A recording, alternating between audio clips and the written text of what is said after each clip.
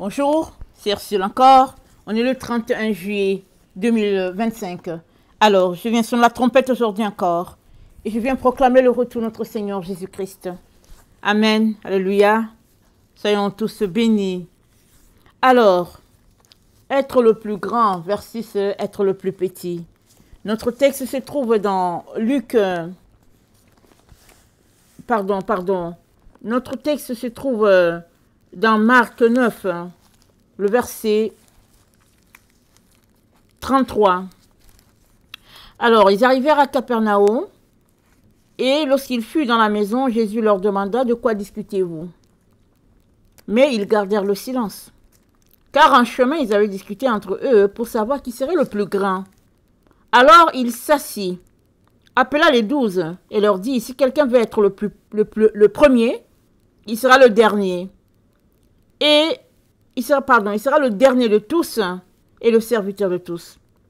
Et il prit un petit enfant, le plaça au milieu d'eux et l'ayant pris dans ses bras, il leur dit: quiconque reçoit en mon nom un de ces petits enfants me reçoit aussi. Et quiconque me reçoit, reçoit non pas moi, mais celui qui m'a envoyé. Amen. Alors voilà, les disciples sont en train de marcher, n'est-ce pas, en cours de route. Jésus n'est pas avec eux. Ils discutent entre eux de qui sera le plus grand. Où était Jésus? Est-ce qu'il était tout seul en train de parler avec son père alors qu'ils étaient en train de marcher? On ne sait pas, le texte ne nous le dit pas. Mais ils étaient entre eux et ils voulaient savoir qui d'entre eux serait le plus grand. Amen. Et quand Jésus-Christ leur pose la question de savoir de quoi ils parlaient, ils étaient tous en silence. Est-ce qu'ils étaient gênés? C'est-à-dire, est-ce qu'ils avaient honte? Est-ce que c'était un sujet secret et ils ne voulaient pas que Jésus-Christ le sache? Mais toujours est-il que, n'est-ce pas, ces gens-là, ces disciples, ce n'étaient pas les gens qui ne faisaient rien. Si on regarde la Bible, n'est-ce pas, de l'Ancien Testament jusqu'au Nouveau, regardez bien, Dieu n'appelle pas les gens qui ne font rien. Si tu ne fais rien, ben tu ne fais rien. Alors, qu'est-ce qui prouve que quand Dieu va t'appeler, tu vas faire quelque chose? Tu ne fais rien. Tu es là en train de paresser à ne rien faire. Alors, il ne va pas t'appeler. Mais Dieu appelle, regardez bien, prenez la Bible, prenez, vous allez voir, ils sont toujours en train de faire quelque chose. Soit ils sont en train de labourer, soit ils sont en train de travailler à quelque part. Le texte qui me vient, c'est quand Élisée était en train de labourer, n'est-ce pas? Et il avait deux paires de bœufs, je pense. Il était en train de travailler, soit deux paires ou bien deux douzaines, je ne me rappelle pas, mais il était en train de travailler, Élisée. Et le prophète Élie est passé, le prophète Élie a mis le manteau sur lui. Et Élisée lui a dit: laisse que je m'en vais avertir mes parents. Parce qu'il venait d'être appelé et il avertit ses parents. Il faudrait que les parents trouvent quelqu'un, n'est-ce pas, qui va remplacer Élisée pour que le travail continue. Parce que quand Dieu appelle, n'est-ce pas, une personne dans une famille, ce n'est pas pour affamer la famille.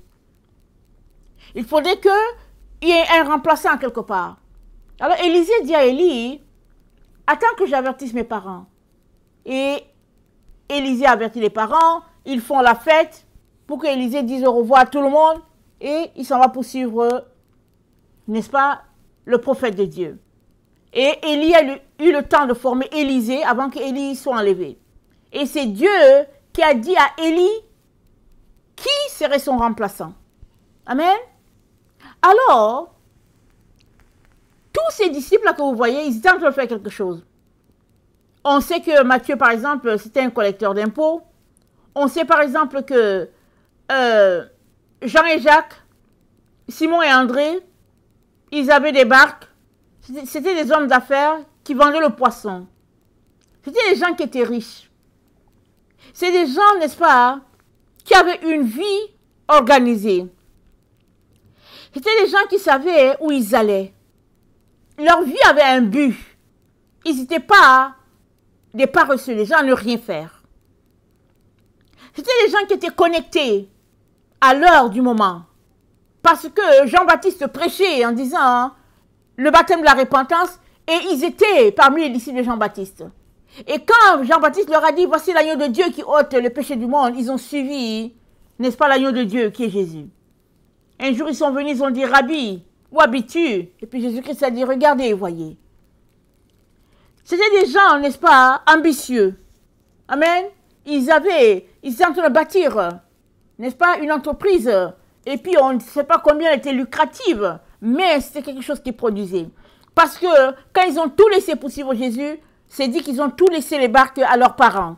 Les parents ont continué le ministère, n'est-ce pas? Et puis le ministère de la pêche, je veux dire, et les disciples ont suivi Jésus-Christ pour l'œuvre de Dieu. Alors, aussi, n'est-ce pas, c'est les gens qui étaient visionnaires, parce qu'ils savaient où ils voulaient aller. Ils voulaient le ciel. Alors, ils étaient visionnaires. C'est voilà pourquoi ils ont suivi Jésus. Ils ne voulaient pas être des perdants. Et, de prime abord, au niveau de la société, il n'y aurait rien à reprocher à ces gens-là. Parce qu'ils servaient au niveau de la société, ils travaillaient, ils envoyaient du poisson pour les vendre sur le marché et c'était des gens respectés. Et ils ont tout laissé ça, ils ont dit on va suivre le maître. Ils ont vu en Jésus l'agneau de Dieu. Alors, on peut comprendre que étant des gens avec toutes ces caractéristiques-là, on peut comprendre qu'ils puissent parler entre eux de ce que sera leur vie plus tard, qui sera le plus grand. Certainement, ils posaient des actions par-ci, par-là, pour montrer vraiment qu'ils font la chose bien. Amen. Alors, Jésus-Christ a vu leurs pensées. Et Jésus-Christ, c'est de leur dire, celui qui va être le premier, il sera le dernier d'abord. Quel choc, n'est-ce pas? Quelle consternation. Alors, eux, ils ont tout laissé, ils ont bien calculé les choses. Et Jésus-Christ leur dit, malheureusement, si vous voulez avoir la première place, là, comme vous êtes en train de le spotter là, alors, vous devez être les serviteurs de tous. Et en plus de cela, il a dit, dans un autre passage, il a dit, c'est pas moi qui décide. C'est mon Père qui décide de qui sera à ma droite ou à ma gauche, c'est mon Père qui décide. Il dit, toutefois, n'est-ce pas, si vous voulez être le premier, alors vous devez d'abord être le dernier. Dans la société, parmi vos camarades, vous devez d'abord être le dernier. Et il est en train de leur dire quoi? Il est en train de leur dire, vous devez vous dépouiller de vos idées de grandeur. C'est ça qu'il est en train de leur dire. Parce que être comme un enfant, n'est-ce pas, c'est être un rejeté. Amen. Un rejeté de la société. Parce que les enfants, ils étaient des rejetés. Souvent, les enfants, il y a des sociétés où les enfants n'ont même pas le droit de parole. Et ils sont enfants jusqu'à quand? Amen. Dans les sociétés, un enfant, il est enfant jusqu'à quand? Il y a des sociétés où les gens sont enfants jusqu'à 30 ans. Sur les familles, ils te gardent enfant tant qu'ils puissent te manipuler, te rabaisser, te gardent enfant. Enfant dans le sens que, ok, tu es arrivé, tu es le dernier, tu es arrivé, tu es le cinquième, et puis il y a les 4 autres au-dessus de toi, tu es toujours enfant pour les 4 autres, et puis toutes sortes, n'est-ce pas, de manipulations.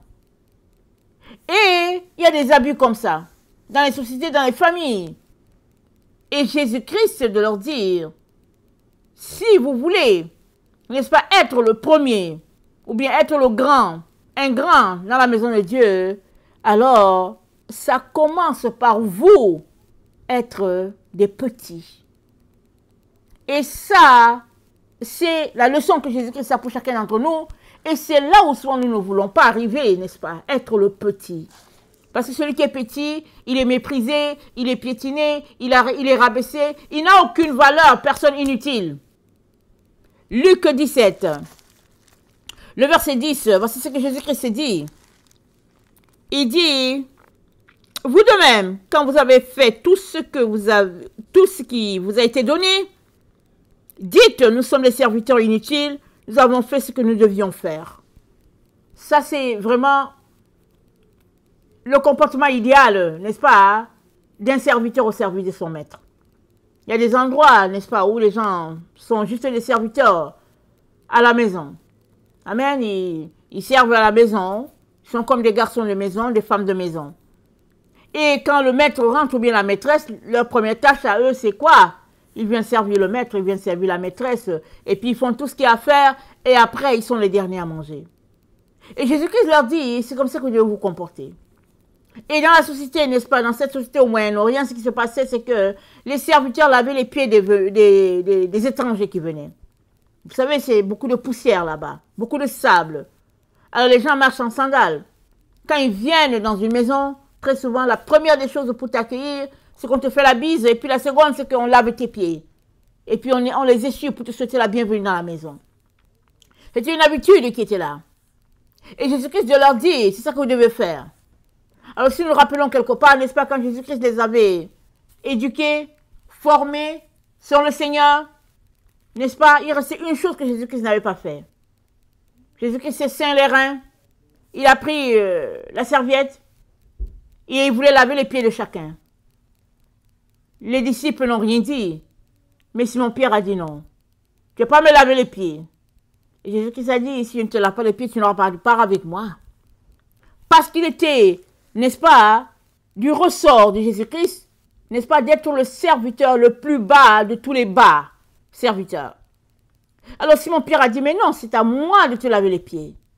Parce que Simon, dans son fort intérieur, il savait que Jésus-Christ était le Messie. Il le savait parce que Dieu le lui avait révélé. Alors Simon, connaissant cette position-là, n'est-ce pas, il ne voulait pas que Jésus-Christ lui lave les pieds. Jésus-Christ lui dit, Simon, c'est ça qu'il y a à faire. Laisse faire ce qu'il y a à faire. Et Simon dit, ok, si c'est ça, alors lave-moi complètement alors.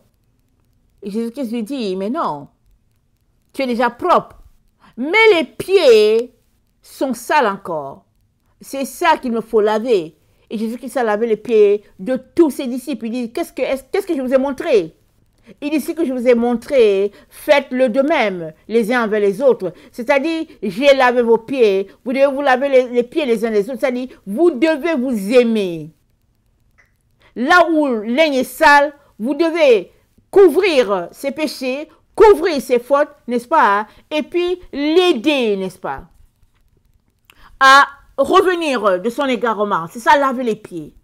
Vous devez vous pardonner les uns les autres. Vous devez vous supporter les uns les autres. Et il dit, c'est ça que je vous ai montré. Vous devez faire pareil. Et Jésus-Christ était en train de préparer son départ, bien sûr. Et il savait que, n'est-ce pas, après lui, il vivrait beaucoup de persécutions.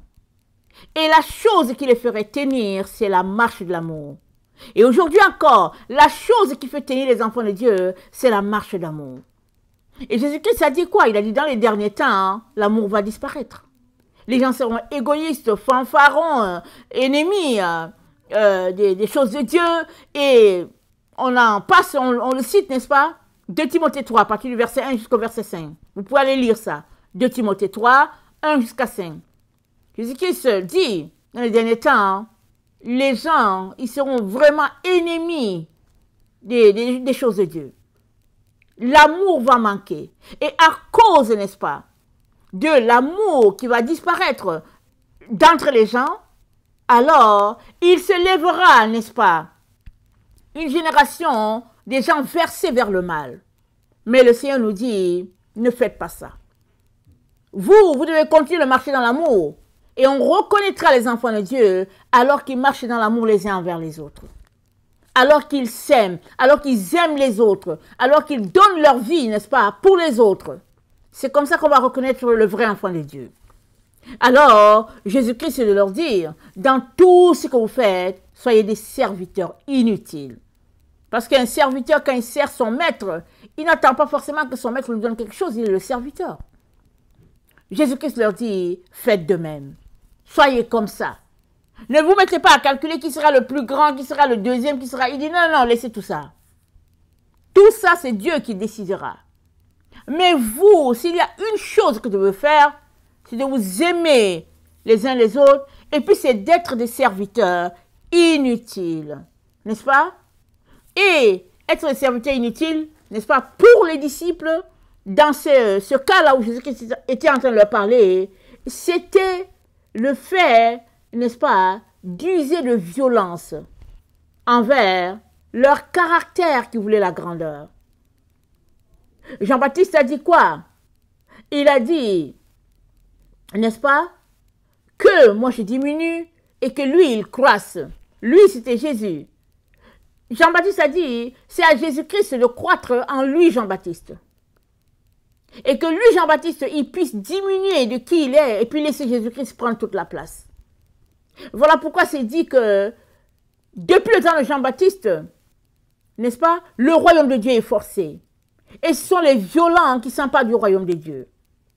Et dans le cas du disciple, leur violence reviendrait, n'est-ce pas, à faire taire en eux leurs idées de grandeur, n'est-ce pas, et de laisser la place au Seigneur complètement et totalement. Ils devaient complètement s'oublier. Ils devaient se considérer comme des serviteurs inutiles, vraiment, rien. C'est-à-dire, ils devaient tout simplement laisser toutes leurs ambitions au pied de la croix. Et c'est tout. C'est tout ce qu'ils devaient faire. Laissez-les au pied de Jésus. C'est ça qu'ils devaient faire. Et c'est la même chose que Jésus-Christ nous dit aujourd'hui.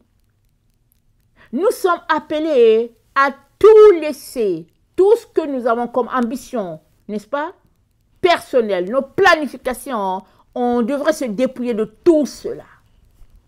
Laisser tout au pied de Jésus.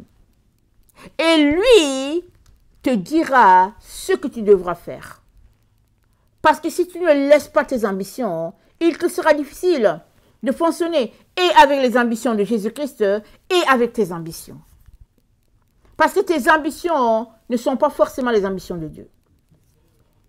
Jusqu'à ce que tu laisses tes ambitions et que tu épouses les ambitions de Dieu, tu auras toujours tendance, n'est-ce pas, à penser à tes ambitions à toi.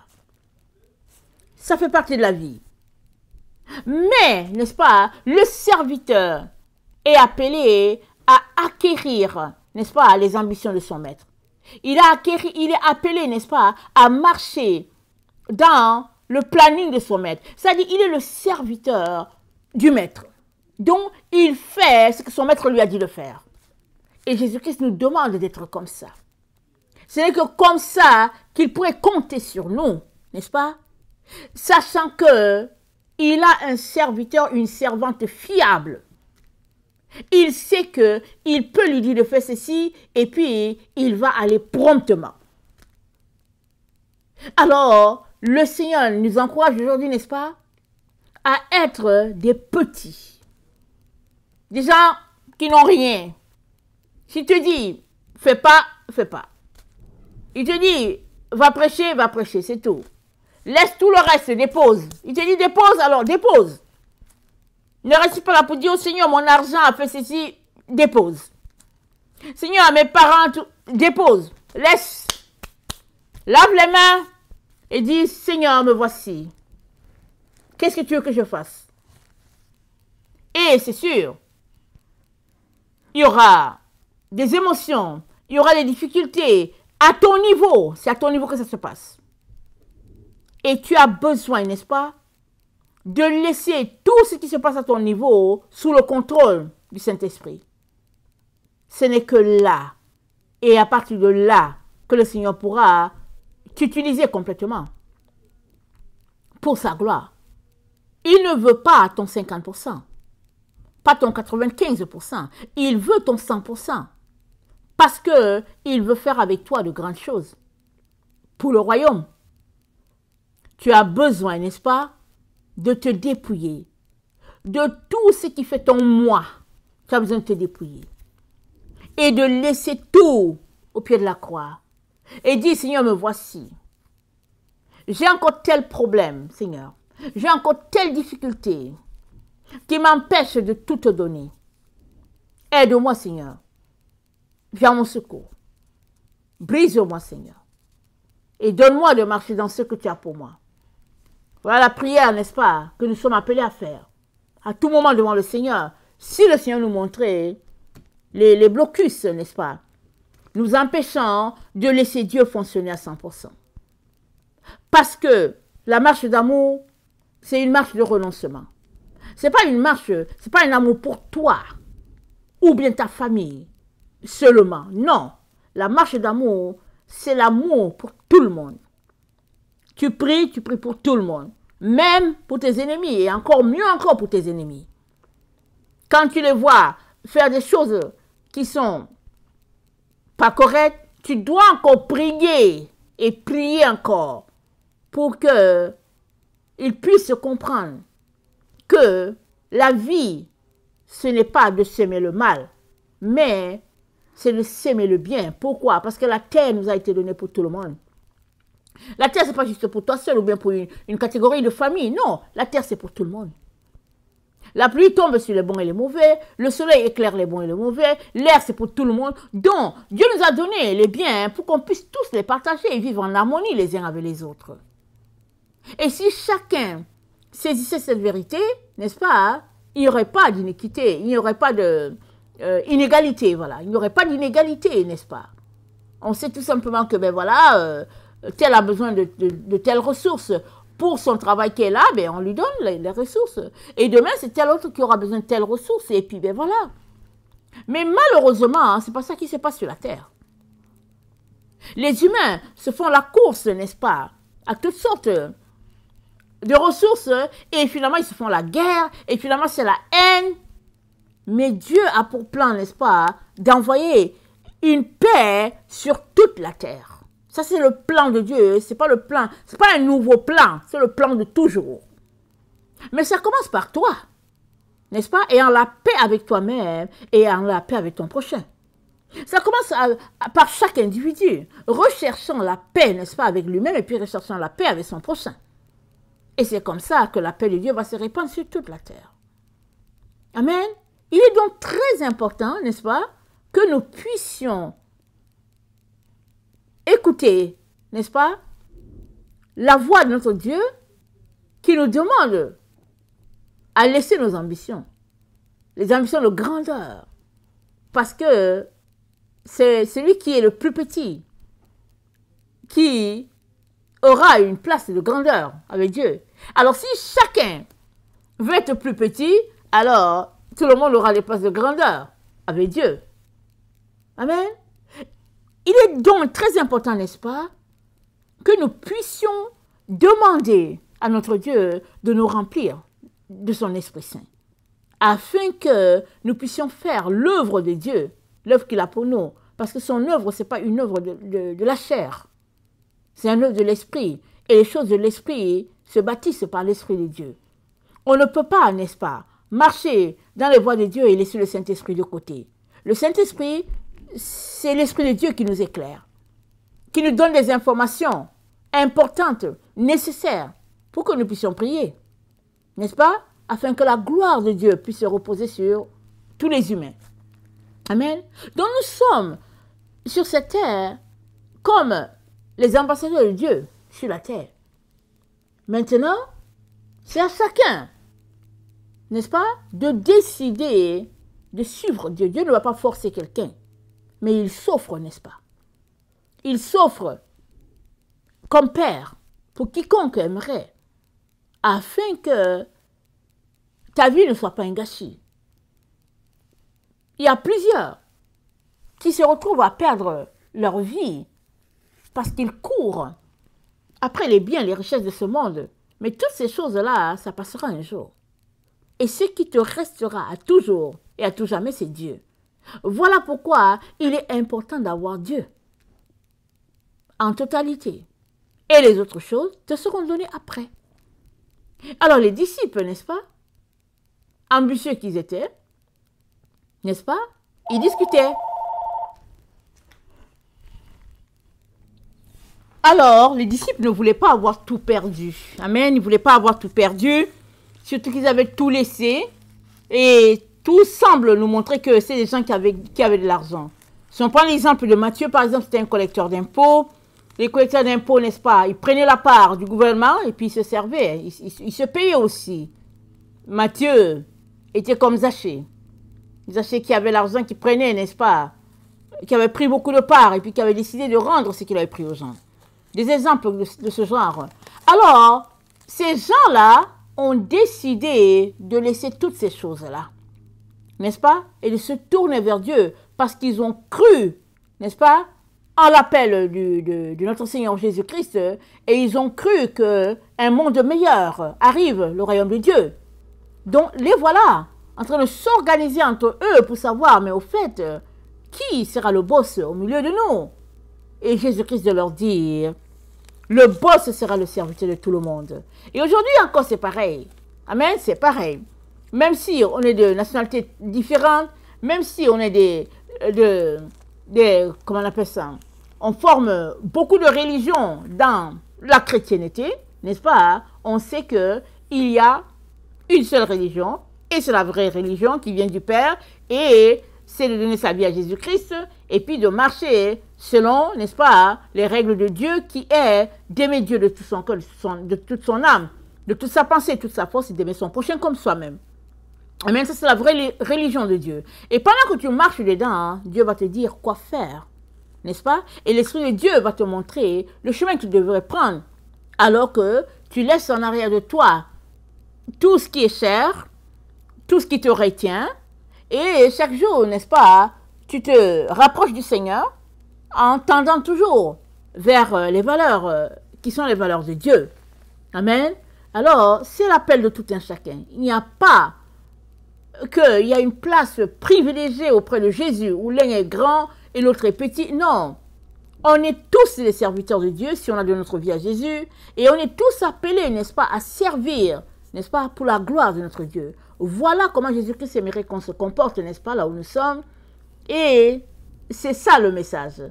Si on a des choses qui nous tiennent à cœur, qui nous retiennent, alors il est temps de laisser ces choses-là, de se débarrasser de toutes ces choses-là, parce qu'on ne manquera de rien. N'est-ce pas? Jésus-Christ a dit quoi?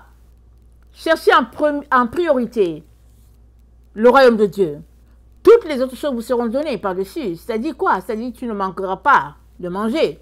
Tu ne manqueras pas de dormir. Tu ne manqueras pas d'être vêtu. C'est ça qui est le plus important.